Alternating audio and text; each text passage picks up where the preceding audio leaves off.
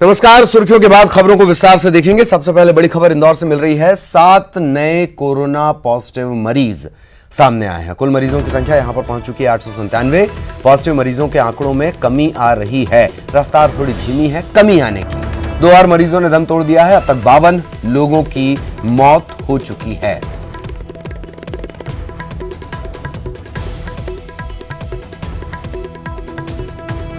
तो इंदौर से बड़ी खबर, बड़ा अपडेट आपको दे दें। कोरोना अपडेट, 7 नए कोरोना पॉजिटिव सामने आए हैं। मरीजों की संख्या 897 और संक्रमितों के आंकड़े, संक्रमितों की जो संख्या है वो कम हो रही है, लेकिन रफ्तार बहुत धीमी। 2 और मरीजों ने दम तोड़ा है। अब तक 52 लोगों की यहां पर मौत हो चुकी है। इंदौर से बड़ा अपडेट आपको दे दें। इंदौर सबसे ज्यादा संक्रमितों का संख्या मध्य प्रदेश में अगर है 1400 के पार आंकड़ा जा चुका है। इनमें से 897 जिसे करीब 900 कहा जाता है।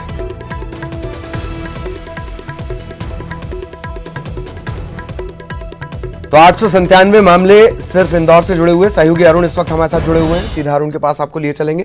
अरुण, सबसे पहले अपडेट, क्या कुछ स्थितियां हैं और क्या बेहतरी की तरफ जा रही हैं इंदौर की स्थितियां? अरुण,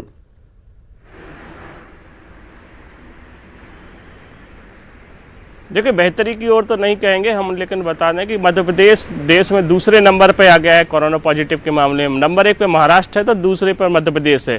और मौतों के मामले में भी मध्य प्रदेश दूसरे नंबर पर आ गया है। अगर इंदौर की बात की जाए तो इंदौर शहरों के मामले में भी मौत के मामले में दूसरे नंबर पर है।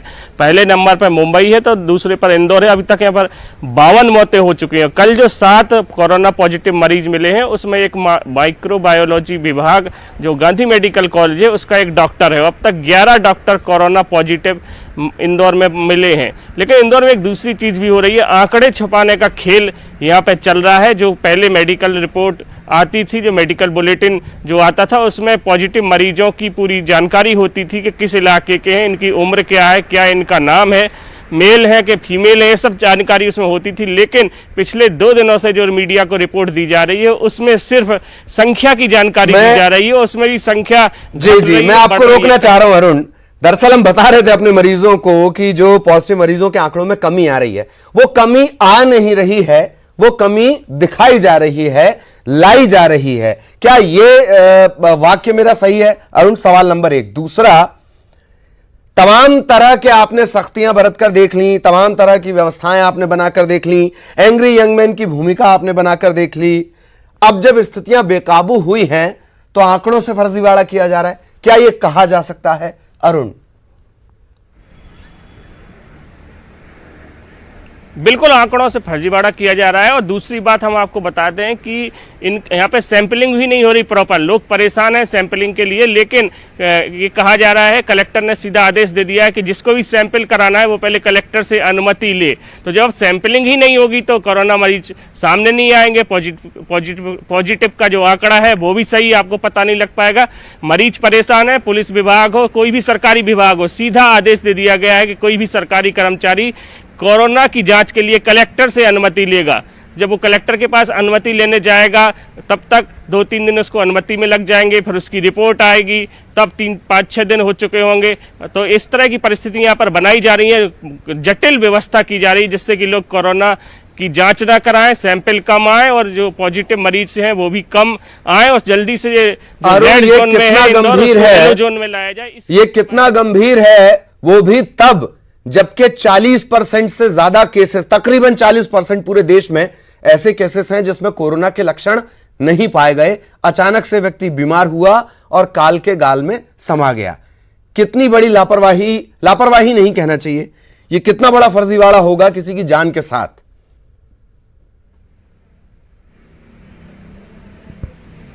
बिल्कुल, कई मरीजों की जान पहले चली जाती है, उसकी रिपोर्ट बाद में आती है, उनको फिर बाद में पॉजिटिव बताया जाता है। कई लोग मरते जा रहे हैं। और अगर सैंपलिंग, कई लोग तो सैंपलिंग के लिए चक्कर भी लगा रहे हैं, अस्पतालों के चक्कर लगाते रहते हैं, उनकी सैंपलिंग नहीं की जाती। उनको बुखार है, उनको सांस लेने में तकलीफ है, लेकिन कई मामले ऐसे सामने आ रहे हैं जिसमें कि अस्पताल सैंपलिंग नहीं कर रहे हैं, क्योंकि कलेक्टर का आदेश है कि उनकी आदेश के बिना कोई सैंपलिंग नहीं की जाएगी, क्योंकि उन्हें आंकड़े कम बताने हैं। लेकिन इंदौर के जो हालात हैं, वो जी। अभी भी ठीक नहीं है। लॉकडाउन जरूर किया जा रहा है, लॉकडाउन का सख्ती से पालन भी हो रहा है, लोगों को घरों से नहीं निकलने दिया जा रहा है।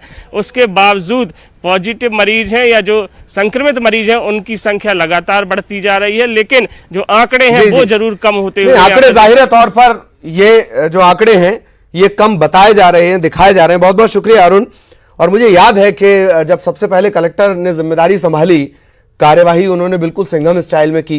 करना भी चाहिए, इसमें कतई कोई गलत नहीं है, पर आपकी कार्रवाई के नतीजे दिखने चाहिए। जब नतीजे आने चाहिए तब आप अगर आंकड़ों को कम या ज्यादा या उसमें कोई फेरबदल करें तो ये किस तरीके की कार्रवाई है? आपका सिंघम वाला जो अवतार था, क्या वो नतीजे नहीं दे पा रहा है? बहरहाल धार से बड़ी खबर इस वक्त आपको बता दें, जिले में 14 नए कोरोना संक्रमित मिले हैं।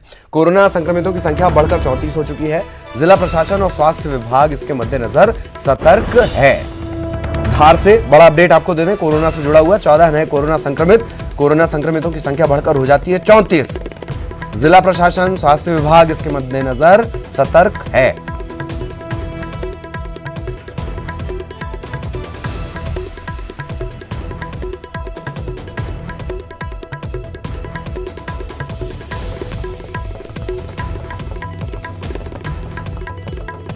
तो धार से बड़ा अपडेट आपको इस वक्त दे दें, 14 नए कोरोना संक्रमित मरीज यहां पर मिले हैं और कोरोना संक्रमितों की संख्या बढ़कर 34 हो चुकी है। सहयोगी नवीन इस वक्त हमारे साथ जुड़े हैं। नवीन, बहुत शॉर्ट में क्या कुछ ये अपडेट है बताएं, और ये जो 14 नए मरीज मिले हैं कब इनके सैंपल लिए गए थे, कब ये रिपोर्ट आई है?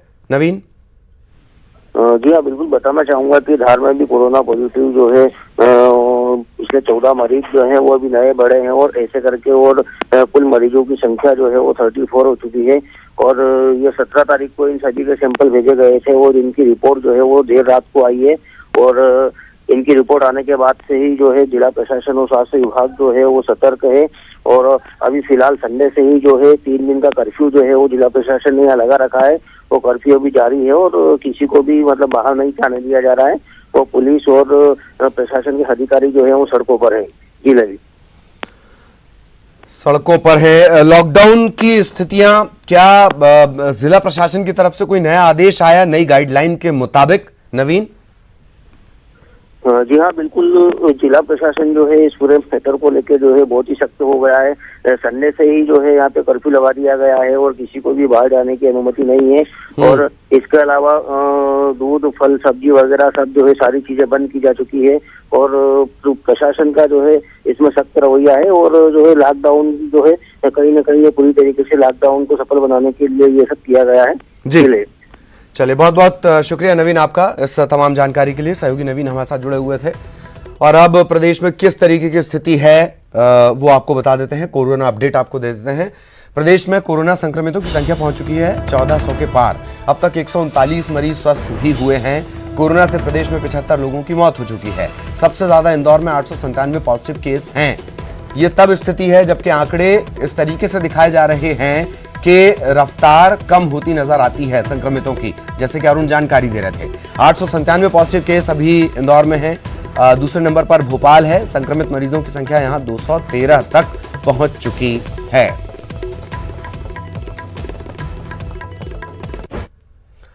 और कोरोना से बचाव के लिए शिवराज सरकार ने बड़ा कदम उठाया है। गुटखा और तंबाकू पर प्रतिबंध लगा दिया गया है। प्रदेश में थूकना पूरी तरह से बैन है। शिवराज सरकार ने तंबाकू और गुटखे पर भी रोक लगा दी है।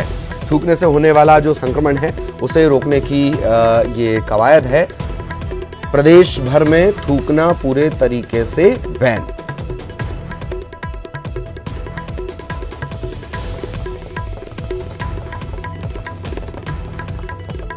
तो थूकने पर बैन लगा दिया गया है। थूकना मना है। हालांकि भोपाल में से इसका पालन करवा पाना बड़ा मुश्किल भरा होगा। रंजना आपको नजर आ रही होंगी।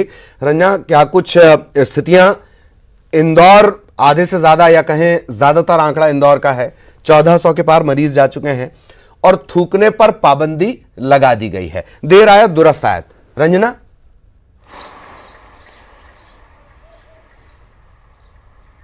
जी ललित, बिल्कुल सही कहा आपने, क्योंकि जिस तरह से मध्य प्रदेश में कोरोना पॉजिटिव केस बढ़ रहे हैं, उसी के साथ ही दो अगर कहें शहर हैं हॉट स्पॉट बने हुए हैं, खास करके इंदौर, और फिर उसके बाद भोपाल का नंबर आता है। और यही वजह है कि अब लगातार इन दोनों शहरों में सख्ती देखने को मिल रही है और मुख्यमंत्री शिवराज सिंह चौहान लगातार समीक्षा भी कर रहे हैं। लेकिन अगर कोरोना पॉजिटिव केस की बात कही जाए तो ये अभी रुक नहीं रहे हैं, क्योंकि लगातार जो संक्रमण की चेन है वो बढ़ती चली जा रही है। ऐसे में मुख्यमंत्री ने कल जब प्रदेश की जनता से संवाद किया था तो उन्होंने यही कहा है कि अब मध्य प्रदेश में जो थूकने पर प्रतिबंध होगा, क्योंकि इससे सबसे ज्यादा संक्रमण का खतरा होता है, और जो भी इस तरह के सड़कों पर थूकेगा उस पर कड़ी कार्रवाई की जाएगी। लेकिन यही देखना होगा कि आखिर इस पर कितनी ज्यादा सख्ती से अमल हो पाता है, क्योंकि जिस तरह से सैंपलिंग की बात कही जा रही है कि लगातार सैंपलिंग में तेजी आ रही है, लेकिन वो भी अभी फिलहाल देखने को नहीं मिल रही है, क्योंकि दूसरे राज्यों में जो सैंपल हैं वो भेजे जा रहे हैं। क्योंकि अभी फिलहाल राजधानी भोपाल की बात करी जाए तो यहाँ पर 7 लैब है, और इसके बाद जो दूसरी लैब है और भी ज्यादा वो यहाँ पर शुरू होने वाली है। और ये भी अभी मुख्यमंत्री शिवराज सिंह चौहान ने कहा कि जिस तरह की सख्ती भोपाल, इंदौर और उज्जैन में पहले थी वही रहेगी, बाकी शहरों में थोड़ी सी छूट दे दी जाएगी, क्योंकि लगातार यहाँ पर कोरोना पॉजिटिव केस बढ़ रहे हैं। ऐसे में जो सख्ती है वो यथावत रहेगी, जो सीमाएं हैं वो सील रहेंगी, कोई भी यहाँ पर आ जा नहीं सकेगा, लेकिन जो आवश्यक वस्तुओं की आपूर्ति है वो जरूर की जा सकेगी। और इसके पीछे का उद्देश्य यही है कि कोरोना पॉजिटिव केस इनको रोका जा सके। लेकिन यहाँ पर यही एक बात है कि जब जोड़ तोड़ की राजनीति ललित चल रही थी, उस वक्त अगर अधिकारियों को ये तमाम इंतजाम अगर अपने स्तर पर पुख्ता कर लेते तो दरअसल सवाल हम करेंगे रंजना, बहुत सारे सवाल हैं, कहीं कहीं ऐसा जान पाता है कि हम लकीर पीट रहे हैं। बहुत सारे सवाल हैं, पहले हम कोरोना से लड़ लें और फिर जिम्मेदारों से सवालों के सिलसिले सबसे पहले न्यूज 18 शुरू करेगा। बहुत बहुत शुक्रिया रंजना आपका इस तमाम जानकारी के लिए। नरसिंहपुर से बड़ी खबर मिल रही है इस वक्त, जबलपुर से फरार कैदी गिरफ्तार हो गया है। बदनपुर से पकड़ा गया है कैदी और जबलपुर मेडिकल अस्पताल में भर्ती था। कोरोना संक्रमित यह है और अस्पताल से फरार हो गया था। 50,000 का इनाम इस पर रखा गया था। इसी बात से आप अंदाजा लगा सकते हैं कि 50,000 का इस पर इनाम घोषित था। नरसिंहपुर से इसे गिरफ्तार कर लिया गया है। नरसिंहपुर से इस वक्त की बड़ी खबर, हम आपको बड़ा अपडेट दे रहे हैं कैदी के फरार होने के मामले में। सहयोगी प्रतीक इस वक्त हमारे साथ जुड़े हुए हैं। प्रतीक, पूरा अपडेट और बहुत संक्षेप में घटनाक्रम।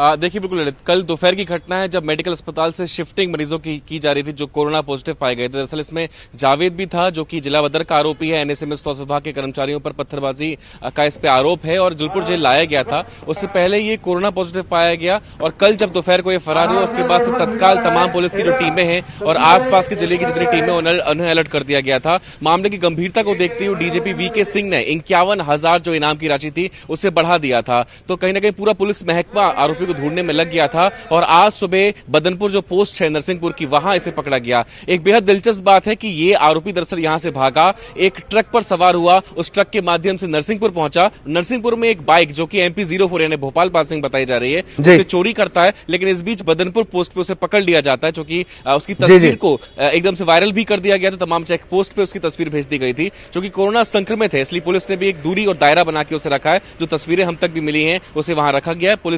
जबलपुर पुलिस की टीम कुछ ही देर में वहां पहुंचने वाली है और चिकित्सकों की देखरेख में उसे वापस जबलपुर लाया जाएगा। चलिए, इलाज करवाना इसका बहुत जरूरी है। बहुत बहुत शुक्रिया प्रतीक आपका इस तमाम जानकारी के लिए। यहां एक छोटे से ब्रेक के लिए रुक रहे हैं। ब्रेक के बाद आपका स्वागत है। बड़ा अपडेट इस वक्त आपको बता दें, लॉकडाउन में छूट को लेकर गृह मंत्रालय बेहद सख्त है। केंद्रीय गृह मंत्रालय ने सभी राज्यों को पत्र लिखा है। कुछ राज्यों ने अनुचित छूट के आदेश दिए हैं। यह केंद्र की गाइडलाइन का उल्लंघन है, यह कहना है केंद्रीय गृह मंत्रालय का। केंद्र की गाइडलाइन से ज्यादा छूट की इजाजत नहीं है। MHA ने मिनिस्ट्री ऑफ होम अफेयर्स, केंद्रीय गृह मंत्रालय, सुप्रीम कोर्ट के आदेश का हवाला भी इसमें दिया गया है।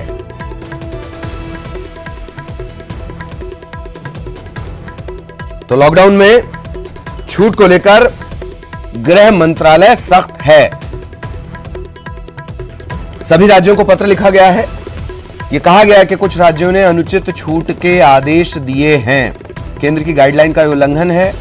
सुप्रीम कोर्ट के आदेश का हवाला भी दिया गया है। केंद्र की गाइडलाइन से ज्यादा छूट की इजाजत नहीं है। प्रधानमंत्री ने जब ऐलान किया था लॉकडाउन 2 का, तभी ये बात साफ उन्होंने कर दी थी, छूट सशर्त होगी और बहुत बारीक निगरानी रखी जाएगी। और कोरोना संकट काल के बीच राहत की खबर, आज से मुफ्त राशन मिलेगा। 2 महीने का राशन मुफ्त मिलेगा। मध्य प्रदेश में 3 लाख परिवारों को इसका फायदा होगा। राशन की दुकानों पर ये राशन मिलेगा और खास बात, प्रति सदस्य के हिसाब से ये राशन दिया जाएगा। प्रति सदस्य 4 किलो गेहूं, 1 किलो चावल के हिसाब से ये दिया जाएगा। सदस्यों की संख्या के हिसाब से पूरे परिवार को राशन मिलेगा।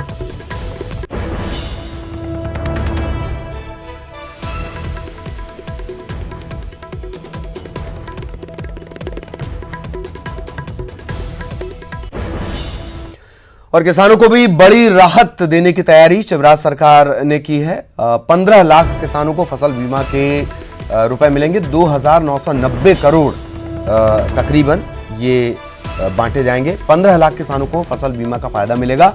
सरकार ने 2200 करोड़ का प्रीमियम जमा कर दिया है और अगले हफ्ते तक किसानों के खाते में राशि पहुंच जाएगी। 2200 करोड़ का प्रीमियम जमा कर दिया गया है। तकरीबन 15 लाख किसानों को इसका फायदा मिलेगा। 2,990 करोड़ रुपए किसानों को दिए जाएंगे।